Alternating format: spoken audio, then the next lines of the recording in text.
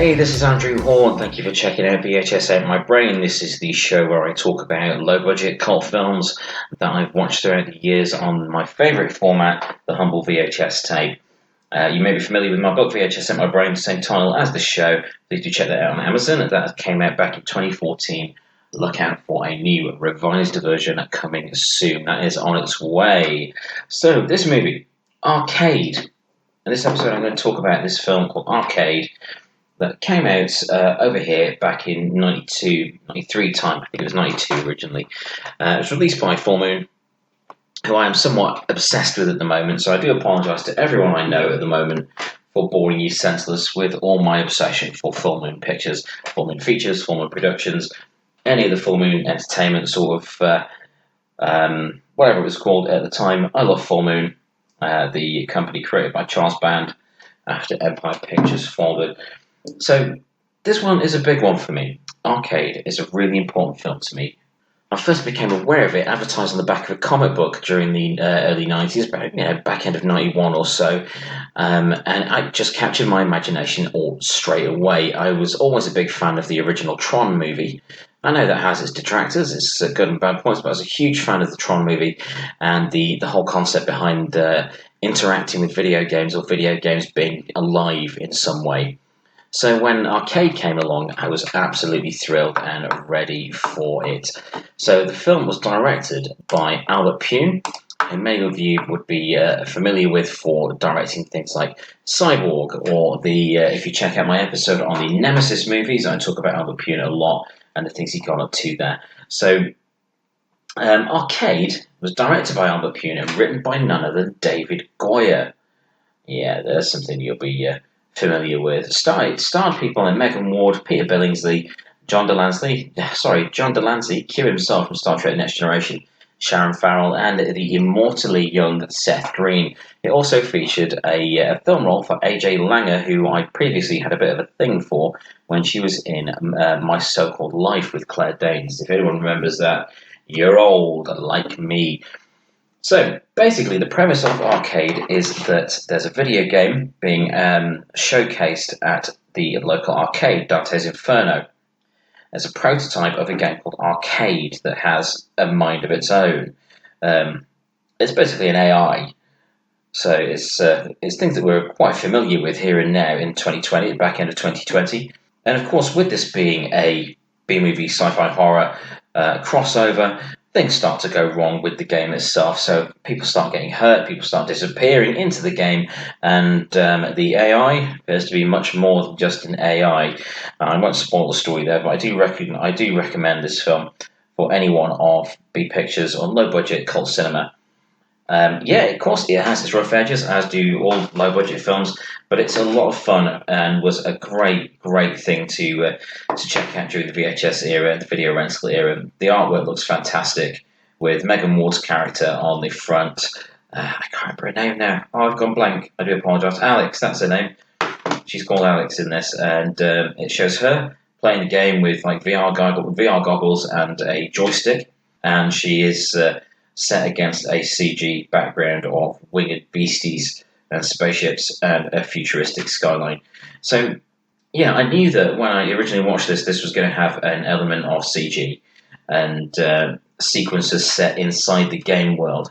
And what we were presented with it wasn't ideal, even by 1992 standards.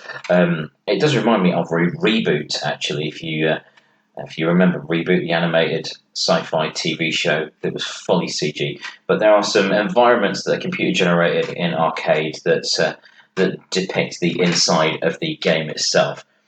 Now, there is an interesting story behind this, as the CG, as far as I'm aware, had to be redone once it was completed. Due to, I know there is debate over why it was redone. The two sides of the debate are one person saying that it could have been to do with the original computer-generated graphics in there containing some vehicles that look just like the Tron light cycles. And Disney had issues with this. The other side of that argument is that there was word that Charles Band was unhappy with the quality of the original CG and needed to be redone before the movie was released. Either way, you can actually still see the original CG. It is doing the rounds online on video sharing sites such as YouTube and so on. You can see trailers and stuff that were used in advertising that contain some of the original effects, which is really interesting to see. But as it was, I really like what we were given as the finished computer generated effects for the film. I think it works really well. Now, the main thing that I think really works really well is the cast. Now, films like this, when there's low budget and there's a great deal of suspension of disbelief needed in order to get to the through the movie, it stands or falls on the power of its cast. Now, thanks to having Megan Ward in the lead and supported by Seth Green, who is always great, and AJ Langer, who as Laurie is just a cool character. And of course, John Delancey as Difford, Peter Billingsley as Nick in the movie, who add a lot of gravitas to the story. It's a ridiculous story. Kids getting sucked into a video game and having to battle their way out against an AI. It's a fantastic story. A fantastical story, I should say. Sorry, and the weight of the weight of their performances carries it, and it results in a far better film than some may expect. I was just expecting something cool to watch. As it was, this ended up being a huge favourite of mine and has never left my collection, even though my collection has now dwindled to very few tapes indeed. But yeah, Arcade, it's a fascinating little film. It's very entertaining. It's the right length. I'm sure it's only 80 odd minutes. Let me have a look. I've got the original rental VHS here that I used to rent from Metro Video. It says running time 81 minutes, so it's approximately 81 minutes, so it doesn't hang around. It doesn't last long enough for you to get bored with the premise or the effects or anything like that. It has a great pace to it. I know Albert Pyun comes in for a lot of derision for his direction, but I think the direction is spot on with this. I really want to hang out in Dante's Inferno. I always wanted to hang out in Dante's Inferno, and the fact that with characters like Stilts, played by Seth Green, or Laurie, played by AJ Langer, or the other kids there, you want to be their friend. If you're a teenager when you see this, I saw it when I was 15 or so, and immediately I wanted to be everyone's friend. It was like my ideal bunch of kids.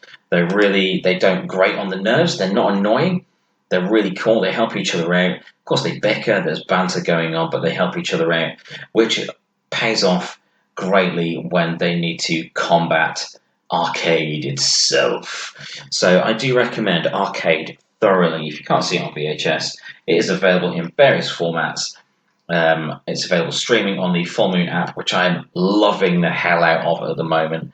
And it's available on DVD. You can find it all over the place. Arcade, starring Megan Ward, John Delancey, based on an original idea by Charles Band, script written by David Goyer, so you know it's going to be a solid script. Really good cast, and it carries it. They've managed to pull off a really solid genre film with this. I understand that many will disagree with me there, so a lot of people may not like Arcade, may not enjoy it, may not be able to make it through the effects, which, to be honest, haven't dated brilliantly, but the film itself is thoroughly enjoyable, eminently watchable, and I do wholeheartedly recommend it. Do check out Arcade. So yeah, that has been a little chat about Arcade, one of my all-time favourite movies that I rented on VHS, and it's stuck with me ever since my teenage years.